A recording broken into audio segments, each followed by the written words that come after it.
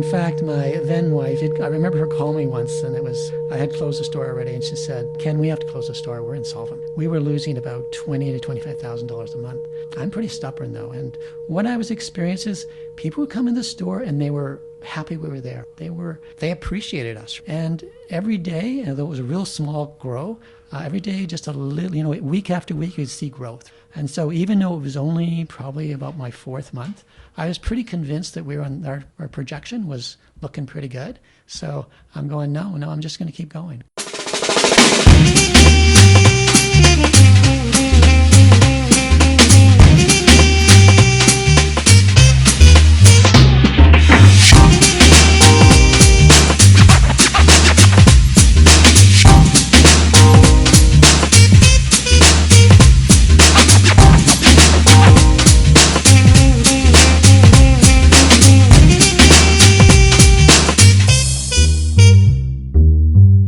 Hello, everyone. Welcome to episode number 8 of the Rose Bros podcast. I'm your host, Trevor Rose. So you have something to listen to while enjoying your Rose Bros coffee. My goal is to share the stories and life lessons of other entrepreneurs, athletes, and interesting people in general. Trained as an accountant, Ken Klatt combined his interests in healthy eating, the environment, and business into what is today known as Amaranth Foods. It was the early 90s, and Ken Klatt had just launched his first business as he approached middle age. Not exactly the traditional career path for a would-be entrepreneur. From humble beginnings and large amounts of debt and an uncertain future, Amaranth has grown into a true labor of love for Ken, and as retirement approaches, it has become more of a nagging feeling of giving up something he loves, rather than counting the days until he doesn't have to show up to work anymore. A widely successful organic and health food store with 5 locations throughout Alberta, Amaranth Foods has grown into become one of Alberta's premier organic health food stores. We talked about a bunch of things in this episode, including the importance of loyal customers, building culture, and creating a labor of love. It was a great episode, so I hope you enjoy the show. Ken, welcome to the show. Thank you for sitting down. I really appreciate it. You're welcome, Trevor. I'm guessing you don't have any difficulties getting groceries, being the owner of a small grocery store chain in Alberta. That's right. I have a key to the store and I shop every day. How did you get into Amaranth Foods? Great question. It's been about 30 years. And when I look back on it, it's a little bit crazy to think that I would start a food store, that I would actually get involved with a business. I think the people around me would say that I'm pretty much of a loner, somewhat of an introvert. I overanalyze. I'm an analytic person, and I get anxious pretty quickly. To think I'm the opposite of a people's person, but I did get involved with the business. The reason why I got involved with the business was I always tell people it was by accident. Are you from Calgary, born and raised? I'm from, northern Alberta, lived in Drumheller, which is just outside of Calgary. Finished my high school there, and then I came to Calgary to go to university. And this is where I park myself, and I haven't picked another location yet. So I've been here since 1972. What did you do at university? Actually, I went to university several times. Okay. I did 2 different degrees. I started with environmental biology degree, then I went out and worked for a while, came back and I did a business degree. At the end of that business degree, I got interested in accounting, and then as a third professional study, I went into accounting and I became a chartered accountant. They're called CPAs now. So you did that out of school, or was that just your backup plan?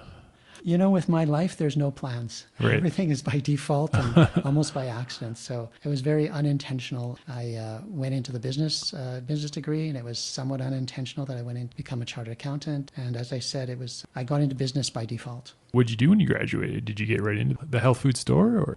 When I graduated for the first time, the environmental biology degree, I worked in an oil and gas company. My specialty was biological corrosion in pipes, which was caused by bacteria or microorganisms. I really probably spent 10, 12 years. That's what my focus was. Right? Working downtown Calgary. I started outside in Foothills Industrial Park. I left one company, I went to another company, and the last company I did before I left that industry was downtown Calgary, yeah. But most of my work was in the field. About a dozen years in the oil and gas industry. I'm not good at numbers, but yeah, about 12 it seems, yeah. And that was in the 80s? Late 80s, yeah. Then I went back to school, got a degree in business. After I got my degree in business, as I said, at the end of that degree, I got interested in accounting, the very end, last couple of years. So I majored in accounting. My friends were going in the what they call the CA program, which is now CPA.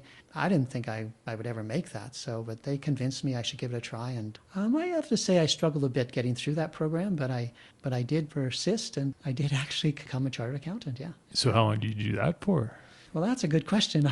I'm not probably about 6 or 8 years. And then I moved into taxation area. So I worked with the provincial government and a tax department.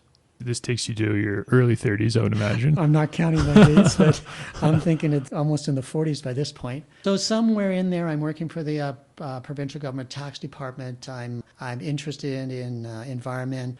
I have a friend who's involved with a condominium board and asked me if I'd considered being on the board. And I lived in the condominium. I said, oh, I'll give that a try. From that, I met another person who was involved with a natural health store. It's called Earth Health Co-op. And they were looking for a director with some financial background. And I said, well, I guess I could try that. So I kept my job, but these are the activities that kind of drew me into the start of my business. So what year approximately? Mid-80s? Trevor, I'm not sure on those dates, but I guess I started the business in 1994. I probably started thinking of it probably in the late 1989 was probably the dates in which I was starting doing this volunteer work. We had a recycling program. We created actually a group called Grassroots Northwest. And that group, we did monthly recycling drives. Trevor, they were pretty big. Okay. They're pretty big. We actually hired police to manage the traffic. We'd have like 4 to 6 semi-trailers worth of plastic that we'd have to manage picking up. We'd have glass and cardboard, tin, and we ran this program once a month. It was about a 4-hour stretch. And near the end of that, it was so congested that we had to hire police to manage the traffic. Years later, I'd found out for the mall, it was North End Village Mall, that actually their businesses saw a spike in business on sales on the days that we ran our drives. We drew a lot of traffic, right? Interesting. And actually, that was one of my stepping stones to getting into my business, because that's, again, by default. I met a person, her name was Kathleen, and at one point, I was, as I said, I was a director of this natural food co-op store. She called me up and said, Ken, I would like to start a store. Would you help me? And because I was with the natural food co-op store and I knew a little bit about what was going on in the industry, I volunteered to write a business plan for her. That business plan evolved into me putting some money into the business. It became, I was the major contributor, and we did start the business as equal partners. It evolved to the partnership didn't work very well. Lesson number 1 in business: someone who you may feel is your best friend or get along with really well. The business environment where everything matters, money is really important, details are important, showing up is important. Some of these friendships cannot survive, and that's what happens. So how much money are we talking? Did you mortgage your house or? Mortgage the house, maximum leverage. Well, actually, took a second mortgage on my house. Right. Maximum leverage on my credit cards. So we're talking 6 figures. Yeah, I think somewhere in 120,000. Early years, we lost a lot of money. I probably personally, it was probably close to 200,000 before we started to level out. Yeah. And quite a stretch. We're talking about the 90s. Right. My wife and I were both working, so I kept my full-time job. Yeah, it was a big lesson. And you weren't just starting out, you'd already had careers. And did you have kids by then? Newborns, yeah. Right. So this is a big risk for you. Yeah, I wasn't big at actually analyzing risks at those times. I really had this very optimistic attitude, and actually probably wouldn't have went forward if I knew what was involved. Being naive actually protected me from giving up. And this was Calgary in the 80s and 90s. It's a fairly conservative city. You were getting into organic food and health foods. How was that? Did you have to explain yourself a lot? Did people understand what you were doing? Well, that was another lesson I learned, because remember I talked about the recycling drives. So there was a core community of 50 plus volunteers, and Grassroots Northwest, I belonged to that. I was part of that leadership team, and there was probably 8 of us. So we probably had 200 individuals that knew me reasonably well, worked well with me, and seemed to be very interested in the environment. And one of my thoughts was, those individuals would be pretty interested in shopping with me. But actually, that wasn't true. So the concept of environment and natural food buying wasn't as obvious to most people as it was to me. Whole Foods was starting up around the same time, I think, wasn't it, down in the state? I don't know their history. I know that they went by a number of names, and I know that they amalgamated with, was it Alfalfa or Sprouts, one of those two. And they're very large right now, and they're definitely in Canada right now. But in terms of where they were, they definitely weren't in Calgary. I don't even think they were in Vancouver at that time, no. So when we started the business, we really stumbled. I can remember, really we just didn't know what we were doing, right? Mm-hmm. So we found a place, many lookings, we signed a lease. That pretty good, negotiated the best we could. And the first big barrier was this idea of being zoned. So one thing that hit us right away is that we got our contractors into the space and they started working, and then the city came along and said, actually, you're not zoned for retail. I was in a mall. I was in a shopping mall. Yeah. There was retail stores right beside me. But bizarre, and you don't know the details till you're, doing it. The previous tenant was daycare, and daycare has different zoning than retail. So the city told us we couldn't work on this, and we had to rezone, which was a huge time of cost and resources to get this done. Lesson number one is that sometimes you just have to take risks. So we put paper up on our walls because we were already into it for so many cash. We were behind budget. I mean, I thought we had to open pretty quickly. We put paper against our windows and we kept working until we got that zoning. Next big thing that happened that I remember is that the timing of the completion. The site, when I walked through the building, it looked okay. It was our cabinets were built, our lights were in, everything seemed to work. The last step was the floor, and I was told the floor would take, and I forget the number of days, but a certain number of days. So we went out and we ordered product, and we got caught in a situation where we had 3 semi-loads of dried products, not cooler freezer, but dried products arrive. And I couldn't go into my store. I couldn't go in because the floor was still curing, and I was misinformed that it took so many days to cure it. One of the memories I have of starting the store is me sitting at night in my car, and behind my store there was a loading area. It was actually a little park.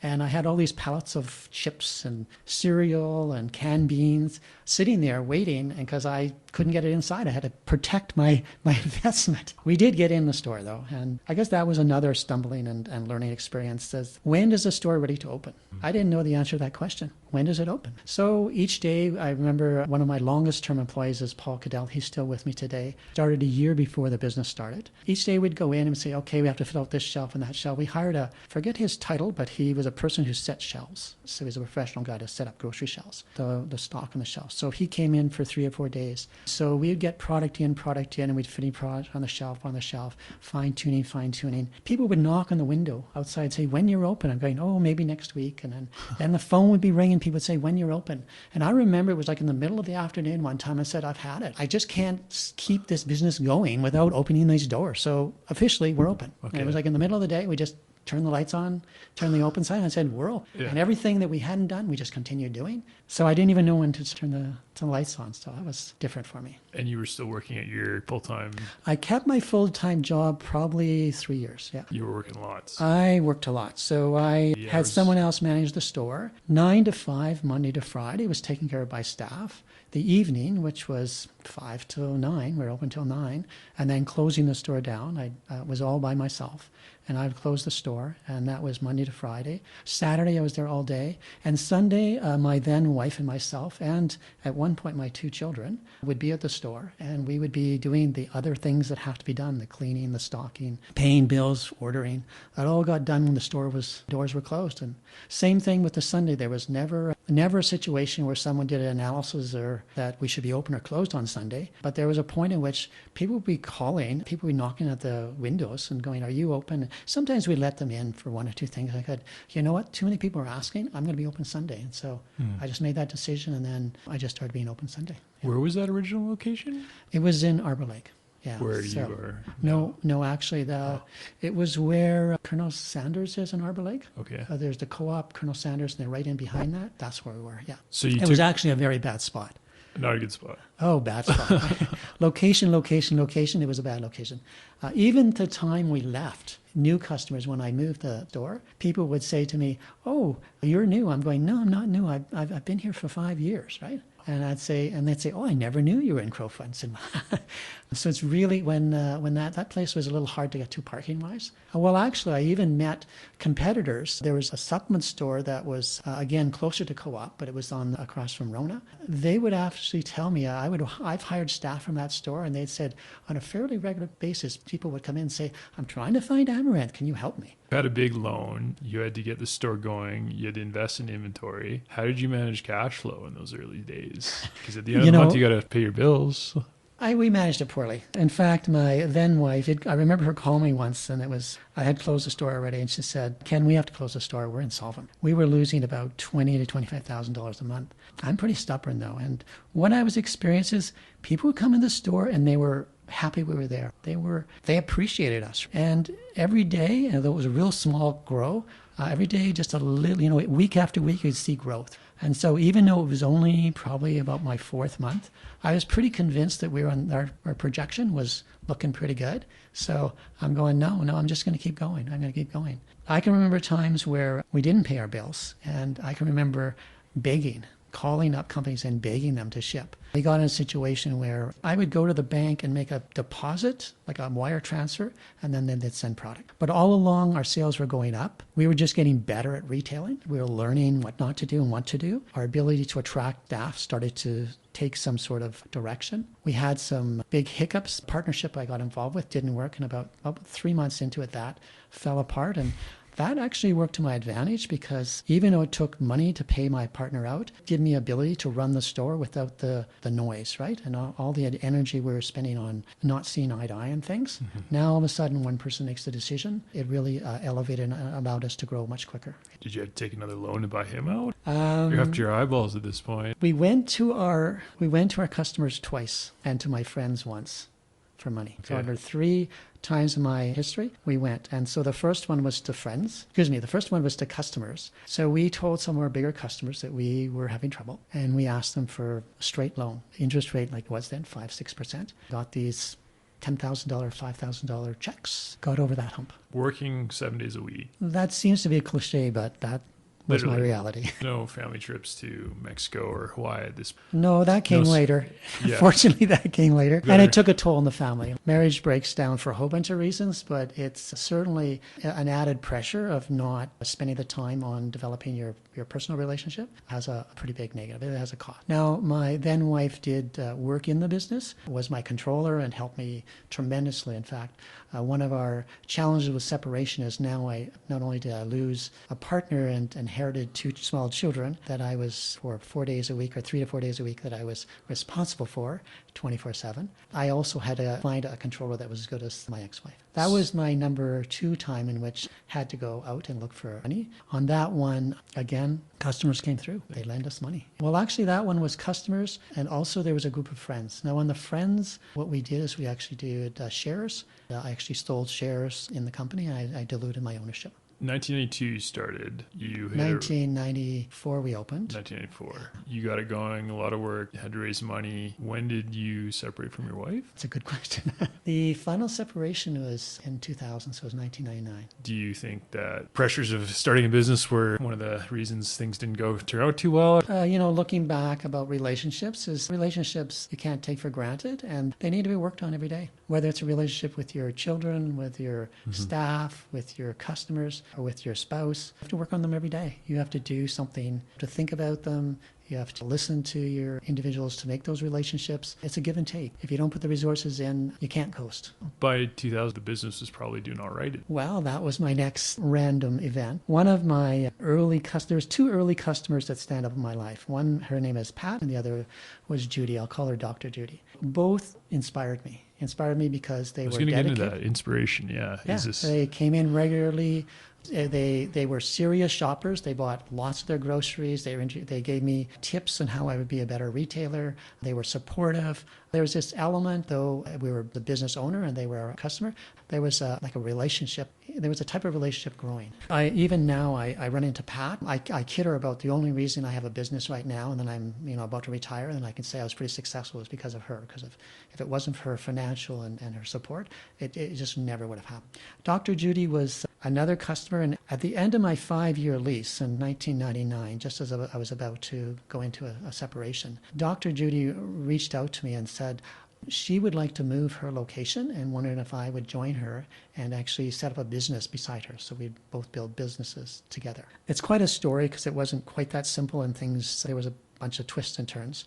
But fast forward about 6 or 7 months later, after we decided this wasn't going to work, she called me and said, "Oh, I have a piece of land." And she gave me the address in Arbor Lake. And I said, "Oh, I know that land because I'm looking at that land right now. I can see it from my house." And she said, "A friend of mine, if her husband says that land is up for sale right now, and if we can make an offer, but we have to make that offer before the end of the month." So I think it was I'm going to say September, she called me and said, before October 1st, we have to have our offer in. About 6 years into the business at this Well, point? this is as my lease was coming due. Okay. So my 5-year 2000. lease, but then there was a few months in which I was fixturing, and that allowed me to give a little more time. So yeah, so I was about to rethink. And the mathematics, it's the ownership versus of renting. And I think most individuals, first, certainly when you have a house and once you paid your mortgage out, it's pretty gold. When people get to that position, and I have been in that position, is that it's pretty obvious the burden of that $500, $800, $2,000 a month mortgage payments. So this business is the same thing. We're a large number of businesses are renting, and they're paying rent every month, and there's nothing. It's forever. So I had already come to the conclusion that if I was to buy something, I probably could pay for it in about 7 years. So I figured out that my landlord, actually, if I would have renewed my lease, I would have paid for that whole building to be built on my 10-year lease with my 10 years worth of Absolutely. rent. At this point, I'm thinking, well, I'd really like to buy something. That's why I was pretty open to talking to Dr. Judy. When she talked about that spot, then it was just a no-brainer. We should get it, but we needed money. So that was another, I guess, the third time in which customers came to my rescue. I did go back to my customer base, like again, my key customers, and raised, well, actually, I remember one of them, he said, how much money do you need? And I don't remember the number, whether it was 120 or 140,000, because we need to buy the land. I remember the price of the land was $250,000. So my share was 125. So I said, okay, I need $125,000 cash. He lived out in the west of Calgary. I'm forgetting the area right now, Brad Creek area. And I remember going to his house, and I'm thinking, well, maybe I can get a $20,000 from him, or 40. And so he asked me how much, and I said, oh, it's going to be $125,000. He said, okay. And he asked me what I'm planning on doing. He said, oh yeah, we really like you. So he grabbed his checkbook and he wrote a check for $125,000. Wow. I'm going, whoa. Is it So- oil guy or Well, tech I don't want guy to give or- too much of his background. He had some really good success with technology, and yeah, he had bought and sold a technology company. And he really supported us, and so there I was in the money. I had enough money to buy the land, so that got us going with the land. And then I went to BDC, Business Development Branch Bank, borrowed enough money and got it going. So where I'm located, right, my main location right now in Arbor Lake, that building, I'm happy to say I own the building, no mortgage, and that's mine. It was around 2000. 2000, right around Y2K. So scared me to death, right? I'm thinking Y2K, Yeah. what's going to happen? Is my computer's going to work? Just, I borrowed all this money. I know the business loan was $1.3 million or 1.325. Holy smokes. I'm thinking, what am I going to do? And I don't want to talk too much, but about a month before, when the building was being built, that's when I split up with my wife. And now I had another bit of a challenge on my hand, because now I needed to come up with some money. And as I said, I lost a good controller. I had 2 small children for 4 days a week. and I was trying to run this business. I don't know how I survived, actually. It was just like... How did you survive? I was talking to someone once, and I was saying, the way I survived is I just took one small step at a time. I would try to focus all my energy on the problem at hand and say, what do we need to do to solve this problem? And once that problem happened and we got the solution, we get to the next problem. So rather than kind of throw myself and say, we have 7 things, we have a problem here, and try to work it all of them at once, I was really dialed in on what was that problem and what was the one that needed to be solved the fastest. And that's where all my energy went. And I also would say that luck, I just feel that there was an element of luck to this. We were in a time in which health foods weren't in conventional stores that much. Gluten-free was definitely a huge draw for us. If you were celiac, gluten-free is individuals who are celiac, have a celiac disease, require food that have no gluten in it. Having a source of, being a store with an easy shop for someone who was celiac was a selling feature. Back then, it was a big part of our business. And then also, we didn't have online buying. There wasn't very much health food stores or health food products into conventional grocery stores. So it was a bit of a sweet spot. So if ever I was going to survive, it would be then. I would never survive now with the number of pressures we have. So you're about 10 years into the business at this point, a lot of debt. Do you see a runway? Do you see things growing? What was your mindset at the time, other than trying to deal with things day to day? What I do remember is that You're just trying to survive. We're trying to survive. We just dealt with things day to day. And I kept attracting, I'll have to say about our industry, even now when I'm looking to retire, is that we attract individuals who are very passionate about health. They're very passionate about people. I would say part of where I got to was mostly because of the team and their skills. I don't think I'm a really good people person. I was enough of a people person to attract those super team players. We have had enough of a community, a unique situation, that those team players became really good friends. At one time, there was even a ex-Amaranth employee Facebook page. That's cool. And I found that out later. I said, oh, yeah. I said, what happened to so-and-so? They said, oh, yeah, just go on Facebook. Like, everyone knows. Like, they're just following each other. I would even say it was almost cultish. The team really carried the load. This is a bit of a story, too, because I moved with Dr. Judy, and so we had our own property. We had 2 different buildings. Ownership-wise, it was called the Bearline Condominium, so I owned my building, she owned her building. So there's no cross-ownership. There's no issues with financing between the 2 of us. We did have a shared parking lot. I moved out of Crowfoot Shopping Center, and I'm not sure what my sales were, and I'm guessing they were $60,000 a week or something like that, or maybe $50,000 for one store or a couple? For the one store. Yeah, so it was good. okay. Yeah. It was okay. It was at a level where I actually, because I didn't take any salary or any money out of the business for the first 3 years, so I was starting to take a little bit of money out of the company. And what year was this? When I started taking money out of the company, a small amount of money would have been somewhere in 98, 99. The odd thing that happened to me is that I didn't want to be the first building on site, because I felt that many of Dr. Judy's clients were going to become my clients, and I wanted that flow of customers to be there before I arrived. So I was trying to time my building so that I would build my building, and I would be there about 2 or 3 months after she was completed her building.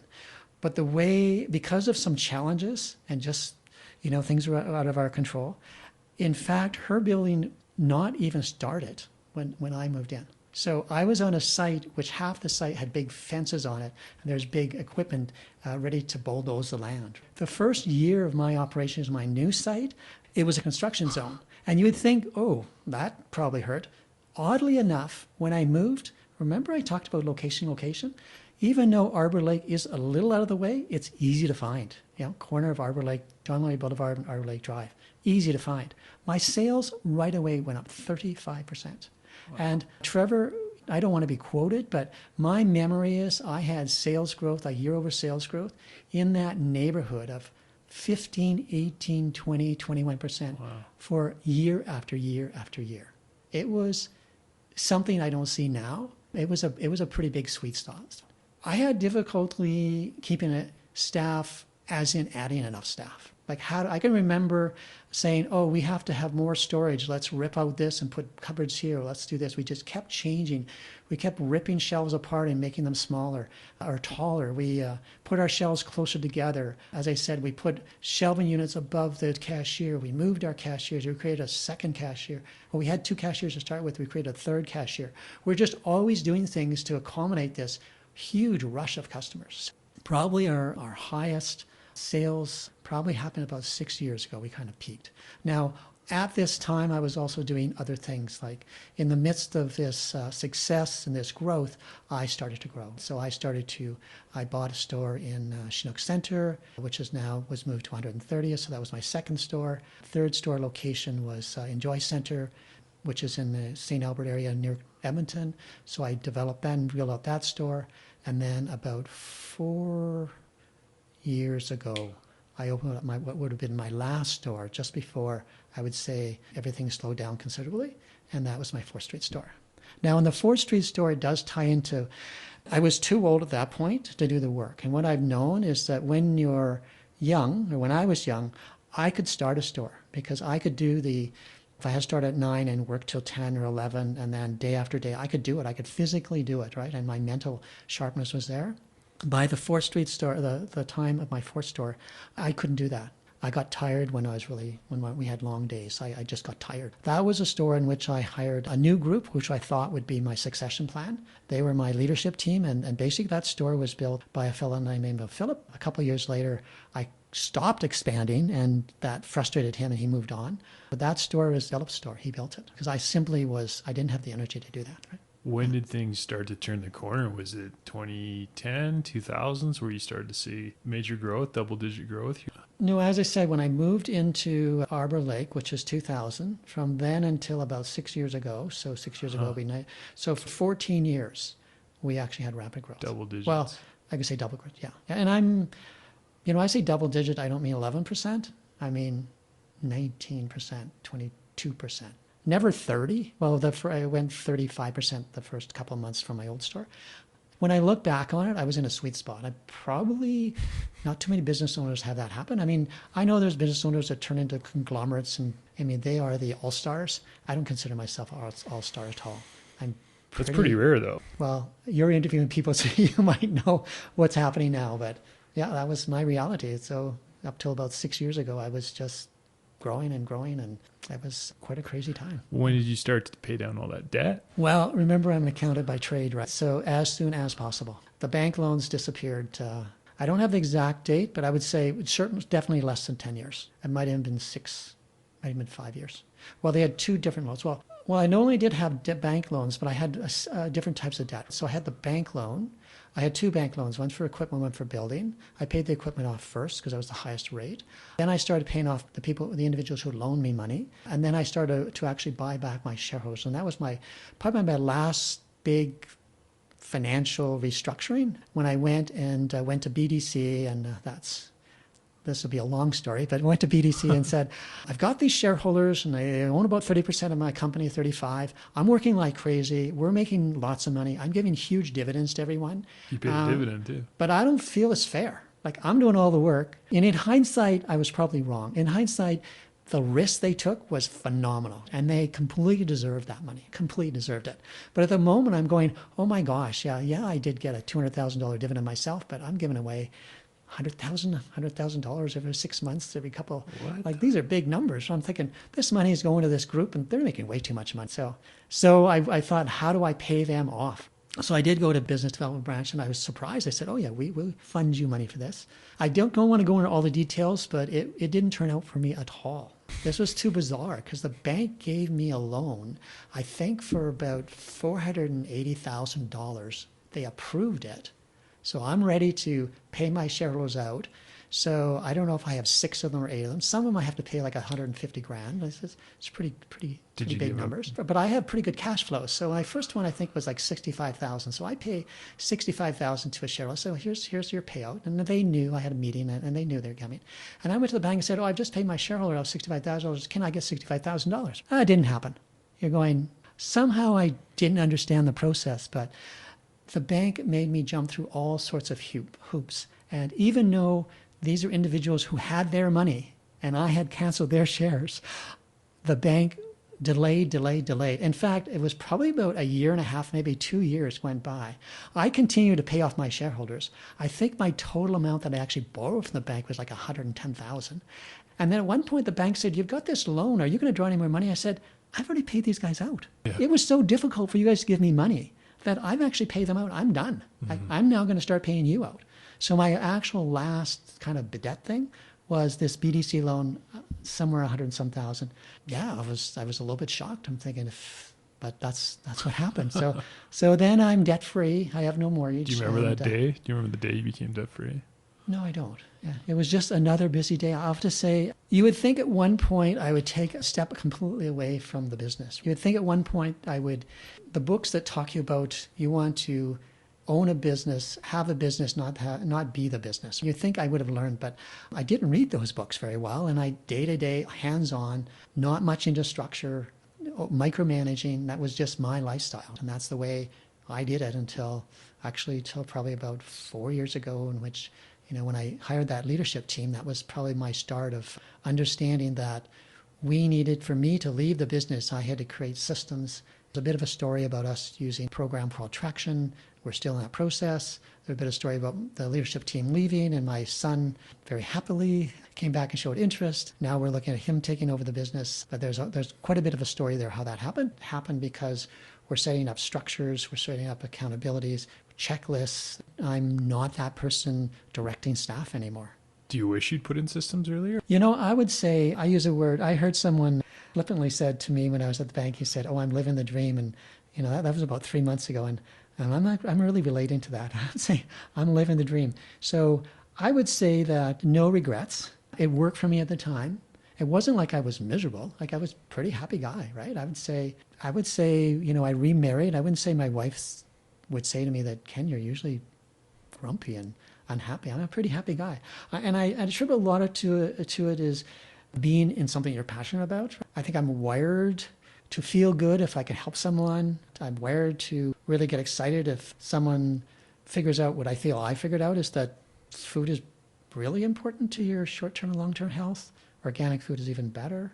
When I see my customers talk, vote with their dollars, be loyal, you're creating this group and you're really proud of that group. There's some energy and momentum with that. And so I would say that's what really defines, how I got here, was all that energy and momentum. It wasn't about regrets. Even now, I certainly have days in which we have challenges. I don't get as tired as I used to. You don't get as tired? I don't, yeah. So why is that?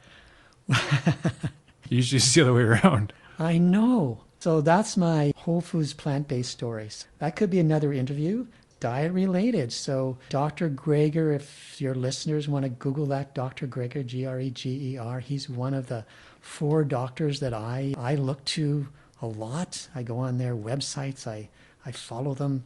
I put my health problems into their websites and say, give me some solutions. So Whole Foods plant-based, actually February, this is February, probably 3.5 years ago, my anxiety and my hands-on and just my personality, my high stress personality or intense personality was coming to roost. And coming to roost means that when I went and did my annual checkups with the doctor would say, yeah, your blood pressure is a little high, but you're okay. Your cholesterol's a little high, but you're okay. And then it went to, well, you're high, but you're not at medication states right now. So you're high, but you don't really have to medicate. But like 3 years ago, 2 months ago, the doctor said, you need to medicate. You have a 1 in 4 chance of having a heart attack or stroke. I'm going, what? I'm a pretty good eater, and I'm a pretty happy guy. So that led me on to a different journey, a journey about looking at what I ate, where I changed. I actually attended a workshop down in California, Santa Rosa, California. It was a Dr. McDougall, John McDougall's workshop, who followed the same pattern, the Whole Foods plant-based model. Learned that I didn't need to eat meat. I didn't need to eat dairy. In fact, it's pretty good if you don't. My blood pressure and cholesterol, and I feel I should be on an ad on a TV. My weight went down. I went down 5 pounds in 1 week, because when I was at this workshop, it was 10 days long. After a day, we did a blood test, and then I saw a doctor every day at the end of the workshop. So 7 days later, I did a blood test. My cholesterol went down 20%. My blood pressure went down 20%. So now I was actually normal, not requiring medication. Really energizing part of this conversation. It wasn't about the workshop, because my friends would say, oh yeah, you were at a workshop. Of course you're on holidays. Of course your blood pressure would go down. But during the workshop, Dr. McDougall produced so many scientific papers, so many from medical journals. He's a medical doctor, so him and Dr. Greger only talk about medical journals. They don't talk about what they like or what they feel. They talk about, here's the evidence in medical journals. But he had a medical journal, 2 of them, that studied his program, a Whole Foods plant-based diet. And that population study, and I don't want to be quoted, but generally the population study saw from elevated to normal blood pressure and elevated to normal cholesterol within a 3-week period. A large number of the participants went to normal. I came back to Canada thinking, oh, in 3 weeks, I'm going to have normal blood pressure. This is a side story about our medical system. So I go to my doctor, because back in November, I talked to them and they said, you've got to medicate. And I call them up and said, I'd like an appointment. They say, what do you want? I said, well, I'd like to get my blood pressure tested and my cholesterol tested. And he says, no, I can't do that. I said, why? He said, because you can only come if you have an annual checkup. I'm going, oh, shoot. So a couple of weeks go by, and I continue on my diet, and I continue losing weight. My weight loss, my target weight loss was 147 pounds. Actually, it was 137 pounds. You wanted to lose 130 pounds? No, that was what I wanted to be see. at, right? So I was 174, and I want to hit 137, which I did in 3 months. So I had a gradual weight loss of this was actually, because you can't measure your cholesterol, your blood pressure every day, but you can watch your weight. So my weight was kind of that little sounding bar that said, oh, I lost this week. And every week several times a week I'd weigh myself, and I just kept seeing my weight going down. I think, oh, this diet's working. I'm eating like crazy. I'm full, but I'm losing weight. But anyway, I was at home one day, and I went through what I call my junk drawer, the drawer in which I have my erasers and a bunch of papers and things that you don't use very often. I'm going through my junk drawer looking for something, and I find this requisition for a cholesterol test. I'm thinking, bingo. Huh. It was probably one I got a couple of years earlier that I never used. So I went to the clinic, and I got my cholesterol. And the way our system works, at least the way it works, if you get a cholesterol test at a clinic, they call your doctor calls you. They probably have to call you. They have to see you. So there's this 5 weeks after I started this program, 5 weeks.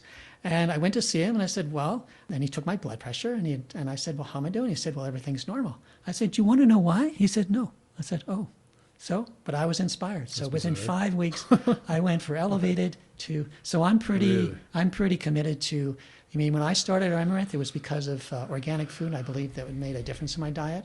And my newer journey now is the carbon footprint, and I can talk about that in a minute. My personal experience is that we all would do ourselves a favor by knowing that a plant-based diet is really healthy. So at this point, you found yourself enjoying your business. Absolutely. Things are going well. Coincidentally, it aligned with your health. Perfect. You're making plenty of money. Getting back to the inspiration and motivation for the business, it wasn't obviously to build and flip the business, which is what a lot of entrepreneurs do. What was your motivation? Just to start a business, work for yourself, not have a boss? Was it to get rich? Well, I'd go back to where we started, is that this business started because I was interested in the environment. I was interested in helping this person who I'd worked with doing recycling. Yeah, it was completely choice. There was no plan. I didn't read a book and say, I want to change the world. I did after, I think, 2001. So about 6 years into it, I did leave my full-time job. But at that point, I had moved from employee for the government to a contractor, and I had dialed back. I was probably contracted for 25-hour weeks, but I was probably only putting in like 12 hours. Like I'd go in and I'd do a whole week, or I'd do like 40 hours, and I wouldn't show up for 2 or 3 weeks. I remember one time when I went down, I would say, well, I can't work 40 hours, but I can commit to about 30 hours a week. The person who I was working with, I guess they were happy with me. They said, okay, we'll do a 30. And then I remember when I was kind of doing those 12-hour contracts for the government, I remember a contract coming back to me and my contact there said, we really need you more in the 28 to 30 hours. I said, well, I just can't do that. So maybe best for us to part ways. My passion was with the food. I was having fun with the food. I was really liking the staff. I was learning all the time. Looking back, I'd say living the dream. I maybe didn't even know I was as fortunate as I was, right? Well, now when I'm counting my months or years before I retire, I look back and, this is where I'm struggling right now. You don't want to retire. Like, why am I retiring, right? Am I retiring because, what am I looking forward to? So it's a big transition for me because I'm giving up something huge. And almost, I'm not sure if the word is mean, but almost cruelly, I'm getting these tidbits of, I'm going to say it, love from people. I'm taking a flight to Vancouver on Friday, and I sit beside a young fellow, and I find out from my conversation he's going down to Spokane to do a business case. He said he was going to pitch, and I didn't know what pitch was. I asked him if he was a pitcher, but he said, no, it's a business case. So he asked me and I said, well, what's it on? He said, entrepreneurship. And I said, you know what, thinking about it, I think I'm an entrepreneur. And he asked 100%. Me what I did, and I told him. He said, oh, my best friend worked for you. His name was Vlad. And I said, really? And he said, oh, yeah, Vlad he loved your business. He really liked you. When I was in Vancouver, I was at a trade show, and I saw, but I didn't speak to, a fellow named Yarrow Willard. So Yarrow has this very successful firm, but he worked for me like 15 years ago. And a few years ago, I ran to Yarrow, and I'd say, Yarrow, how are you doing? He says, Ken, I can't thank you enough, because the things that I learned about business and the way you ran the business, that's why I'm successful. I get back from Vancouver on a Friday night. On Saturday, I'm out and about. I'm in the store, and someone who I hadn't seen for a long time, I didn't even recognize them, come into the store, and I'm thinking, I think I know you. And I said, I think I know you. And she said, oh, my name is Susan. I said, oh, yeah, it's Susan. Like, we're best friends again. My store experience, it's the last little story, is my son is in Vancouver at a trade show, so I'm going to feed his cats, right? So I have to go into an apartment building. So on Sunday, I'm coming down from this apartment building. I'm coming out of the building, and there's a fellow sitting there. He's the guard, right? And he looks me up at me and says, do you work for Amaranth? And I go, I thought, that's kind of a weird question. Right? He didn't say hello. He said, do you work for Amaranth? I said, yeah. He said, I used to work for you. Oh. So why would he even tell me? And I'm going, looking, I've said, really, I don't remember. He says, and then he kind of backtracked and says, my name is Ben. And he said, well, I was in a stage of my life where working wasn't really my priority. So indicating he probably only worked for a few weeks for me. Mm. But having said that, someone who had I would say, a challenging work experience. We might have even fired him, right? He reached out to me and told me who he was. And he said to me, I've always liked working for Amaranth. And I really liked working for Neil, which was one of my bosses, right? One of the persons I hired for boss. So all this happens, right? So why Amaranth? What did you do? Did you treat people well? This is a huge question because I describe myself as a loner and an introvert. I'm a very anxious person. I'm pretty analytical. I'm not sure I'm that easy to get along with. So I'm not sure how that fit. I know I really like being there, and I know I attract people who like being there.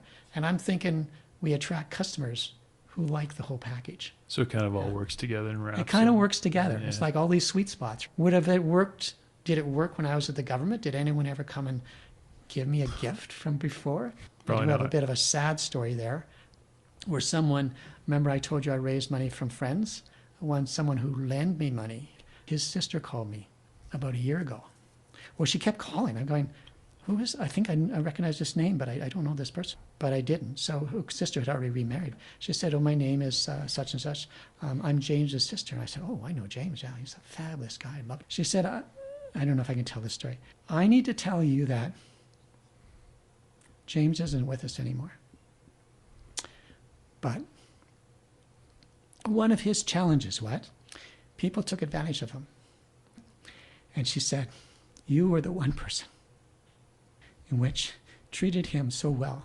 And I needed to reach out to you and tell you that you meant so much to James. I'm thinking, that's amazing. Amazing. This is like huge impact. You can never have imagined. Do I really want to leave this environment? Yeah. Am I kicking and screaming? You bet. Do you view Amaranth as your life's work? Has it turned into that? I don't want to say work. It's like a pleasure. It's like, I don't even know that's passion is not. It's my fit. So what do you do when it fits so well? You don't have to retire. You don't have to retire. Well, my son's in the room right now. Maybe he'll let me not retire. Maybe he'll let me come into the store once in a while. Is it Warren Buffett's like 89 and he still runs Berkshire Hathaway? I do want to spend that quality time with my wife, and I do want to spend that more quality time with my children and my stepchildren. And I have one grandchild. I expect more coming up. I do want to make sure that works on. I wouldn't mind spending a little more time promoting the plant-based. Right, so let's talk a little bit about your upcoming projects. You've always had interest in plant-based diets, but also you've taken an interest in climate change? Climate change, yeah. What is the message, right? I think without getting too political, we don't want to, but explain. Hate the carbon tax. What's the relationship? Because certainly in my industry, there is, like, we're trying to get rid of plastic bags. People are trying to reduce their carbon footprint. And that conversation is happening. And the crossover is with my diet. So my granddaughter lives in Houston. I'm in the Houston Aquarium, and I'm walking through, and I see a book called Drawdown, D-R-A-W, Down. It's by Paul Hawken. And I start flipping through the book, and I see a section talking about plant-based. I thought, this is a book about climate change. Why are they talking about plant-based food? The Coles Notes version is on one of the pages of the book. What this book is, Paul didn't write the book. He's one of a series of contributors who put together, he asked himself the question, what should we do about climate change? Mm-hmm. What is the biggest bang for our buck? There's lots of solutions. Where can we put our resources to get the fastest impact? And they set some sort of deadline. I don't want to quote the book. Something practical. Let's say they said in the next 40 years, what projects could we invest in? And if we invested them, what kind of payback in terms of carbon reduction would be? He and a big group of people studied this, and they came up with this book, this compilation of climate change actions, and they rank them. And you're thinking, electric car. You're thinking, are important. Number four. Electric cars are number 4? No, plant-based diet. Okay. The carbon impact of eating animals and having animals in our diet has way more impact than solar farms, forests, tropical rainforests. I'm just reading the list. Geothermal, nuclear, clean stove, direct heating, electric vehicles, increase insulation. There's 100 things here. This ranks number 4 in terms of the amount of input and the number of output. I read Yvon Chouinard. Pardon me? Yvon Chouinard, the Patagonia guy. Okay. He's got a new company, Patagonia Provisions. Right. His also agrees that the food chain is probably the most impactful thing that we can contribute towards climate change. So I'm pretty inspired. Absolutely. So my little avenue, and it's done with permission, and I have to be really careful because I'm so excited about this. I don't want to take advantage of a customer who shows interest in coming to my store. Like I've got about a captured audience, especially when they're at the till and they're paying, because they're not going anywhere till they pay, and I can spend 10 minutes talking about climate change. So I got to be a little bit careful. But in the store, I do have a copy of the Drawdown book, and I have a copy. Dr. Greger's book, How Not to Die. I have a copy of the book by John McDougall, The Starch Solution.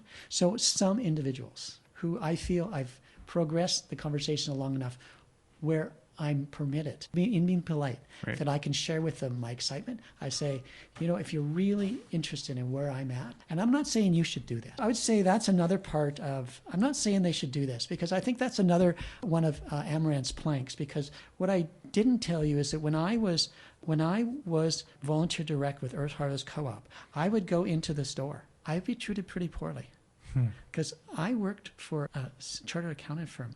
On those days in the 90s, you wore a suit and tie to work. You don't now. So walking into a health food store in Calgary with a suit and tie, this wasn't cool. Yeah. You didn't belong. Yeah. So one of my angles was no judgment, and everyone is celebrated for what they decide, right? So if I have a customer who goes on to a keto diet, I'm pretty happy. Am I happy they're eating meat? No, but I'm happy they made the connection between food and their health, and they're doing something about it. That inspires me. I really make a big effort to make sure I'm not judged. Today, Trevor, I've met you. If you never see me again and you do nothing about climate change or anything about plant-based, I'm okay with that because, you're going to have your life. You do what works for you. But you gave me an opportunity to share this with you, right? And that's the exciting part for me. Right. Do you view government-mandated initiatives like carbon taxation as the solution to issues like that, or do you feel it should be more of a market-driven solution like it's so complicated. Diets? I'm far from the expert. I think this would just be completely ignorant speaking. My take is that the good thing about the government getting involved, even if people hate it, at least they're talking about it. Carbon footprint is maybe something I could have talked about 10 years ago, and I'd get a blank scare. But people, because it's in the news, people reading about it. I work for the government. My very short is the government is the wrong model to get anything done. Don't give government more money to get projects done. The government doesn't have very poor accountability. The government is very poor at making decisions. It's very poor at spending money. It makes decisions for the wrong reasons. Because of the model, just the way it is. Actually, I didn't tell you, but I worked for the city of Calgary at one time against the Condit. I think that was a 6-month time. And I saw the same thing, is that I'm not saying the city workers or government workers are doing anything wrong or they're bad people. I'm saying that the model of trying to get programs run through a government is a very inefficient, bad idea. Way better for private sector. What is the government's role? I don't know. But in terms of climate change, the fact that it's up there and talking about it, hallelujah, hallelujah. They're talking about it. People are talking about it. And before people make decisions about doing something, they need to start thinking about it and talking about it. So we've got that working. So well, thanks, Ken. I really appreciate it. I really enjoyed hearing about your start of Amaranth Foods, the struggle, the ups and downs, the success, the lesson. If we were to leave listeners with any advice, do you have one or two things that you would advise other entrepreneurs or business owners? I would say do things you love in life.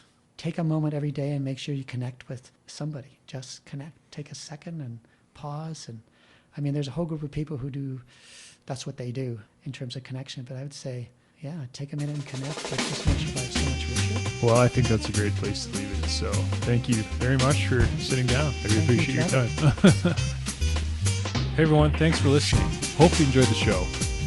If you liked what you heard, head over to rosebros.ca where we will have upcoming episodes. You can also find our coffee and chocolate there, where we plant one tree for every bag or bar sold through our partnership with One Tree Planted, a non-for-profit organization focused on global reforestation. Otherwise, until next time, happy coffee drinking.